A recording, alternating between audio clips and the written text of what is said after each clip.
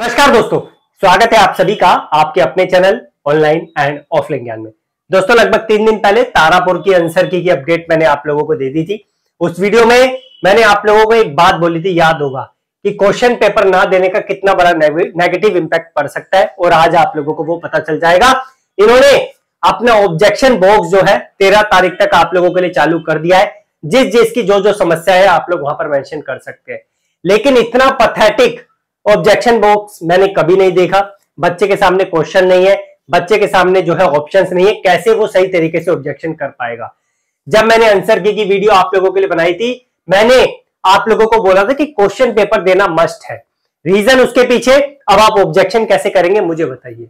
आप लोगों के क्वेश्चंस कहां है वो जो आप लोगों को याद हो कि 16वें नंबर पे ये था, 19वें नंबर पे ये था, 50वें नंबर पे ये था, कहां है वो क्वेश्चंस।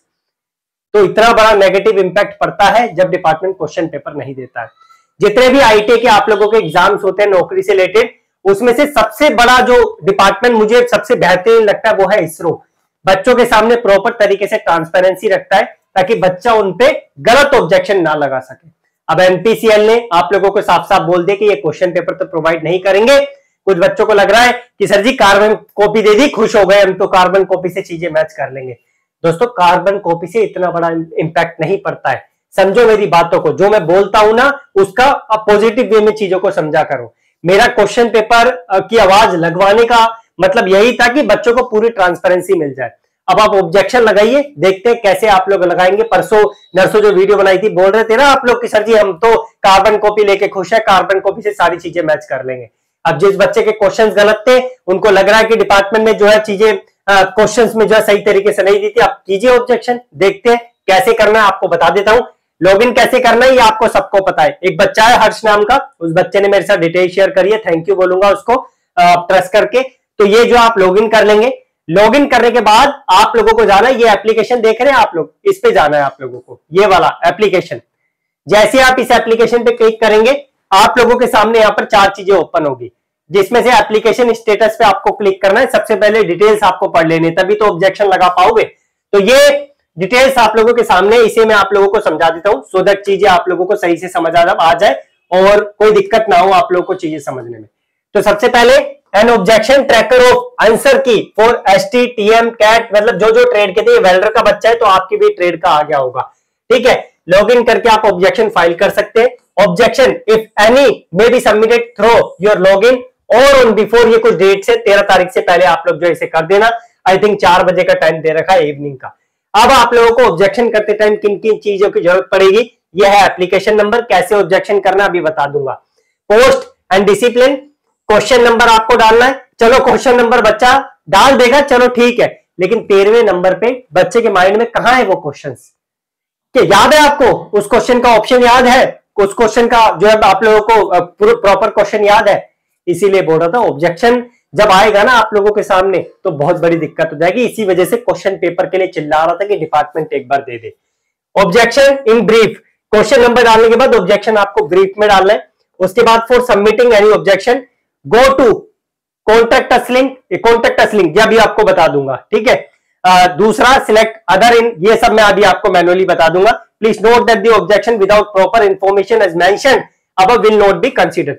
अगर आप विदाउट प्रॉपर इंफॉर्मेशन अपना ऑब्जेक्शन डालते हैं, मतलब ये चीजें बिना डाले, तो आप लोगों को ऑब्जेक्शन कंसीडर ये डिपार्टमेंट नहीं करेगा, ठीक है। अब भैया ऑब्जेक्शन कैसे करते हैं आप लोगों को बता दूंगा। अगर आप लोगों को लग रहा है कि ये तरीका सही नहीं है ऑब्जेक्शन का, हम नहीं करेंगे ऑब्जेक्शन, तो अपने ऑब्जेक्शन बॉक्स में जो एक चीज बोल देना डिपार्टमेंट से कि please assign question paper so that we can properly analyse which question is correct और विच इज इनकरेक्ट, ठीक है। तो ये चीज आप लोग डाल देना। क्वेश्चन ये मैंने आपको समझा दिया। अब इसमें आप लोगों को क्या करना है ये बता देता हूं।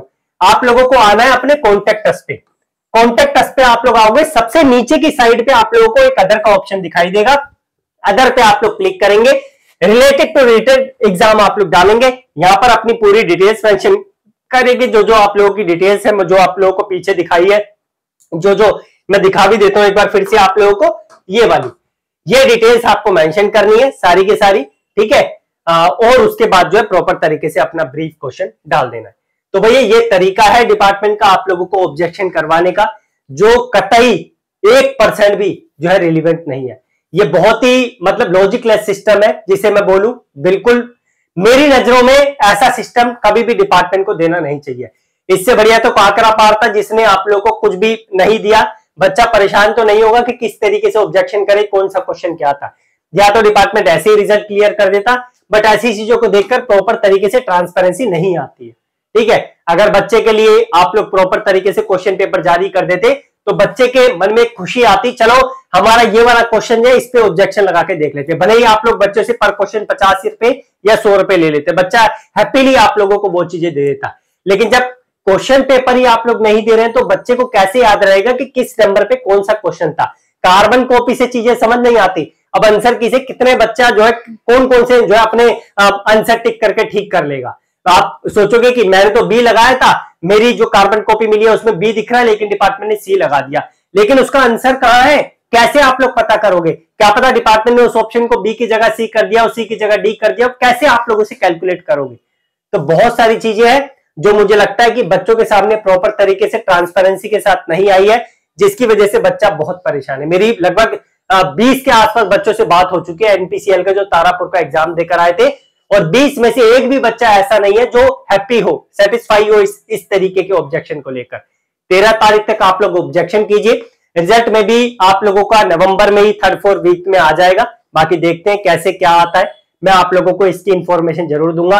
और जो बीआरसी वाले बच्चे हैं प्रिपरेशन कर रहे हैं, आप लोगों को पता है आज 9 तारीख हो गई, कल आप लोगों का एक स्पेशल टेस्ट है। मैंने एप्लीकेशन का लिंक आप लोगों को डिस्क्रिप्शन में दे दिया है, आप लोग प्लीज जाके अपना टेस्ट दे देना। आप लोगों का लेवल पता चल जाएगा आप लोगों को कि आप कहां पर स्टैंड कर रहे हैं। स्टेज 1 स्टेज 2 दोनों दे रखे हैं, अभी ओपन नहीं है, कल आप लोगों का ओपन होगा रात 8 बजे। जो बच्चे समय के अभाव के कारण नहीं दे पा रहे वो अगले दिन भी दे सकते हैं, तो अपने आप को आप लोग एनरोल कर सकते हैं। ठीक है, बाकी मेरी तरफ से इतनी जानकारी थी। एक बार मुझे एक चीज मैं और आप लोगों को दोबारा रिपीट कर दूं कि जिन बच्चों को लग रहा है कि ये तरीका ठीक नहीं है तो डिपार्टमेंट से जब आप ऑब्जेक्शन करते हो ना, यहां पर आप लोग सीधा मेंशन कर दो अपनी डिटेल्स डाल के कि प्लीज प्रोवाइड क्वेश्चन पेपर। तो मुझे लगता है कि डिपार्टमेंट की आंख खुले और वो आप लोगों के लिए कुछ कर दे। वैसे डिपार्टमेंट ने ऑलरेडी मेंशन कर दिया है ड्यू टू देयर गाइडलाइंस, वो जो है इस चीज को प्रोवाइड नहीं कर सकते। बाकी लेट्स सी क्या होता है। मेरी तरफ से इतनी जानकारी थी। टेलीग्राम का लिंक आपको डिस्क्रिप्शन में प्रोवाइड कर दिया है, आप लोग जाके टेलीग्राम से कनेक्ट होना है। कोई समस्या आती है तो मुझे बताना। धन्यवाद।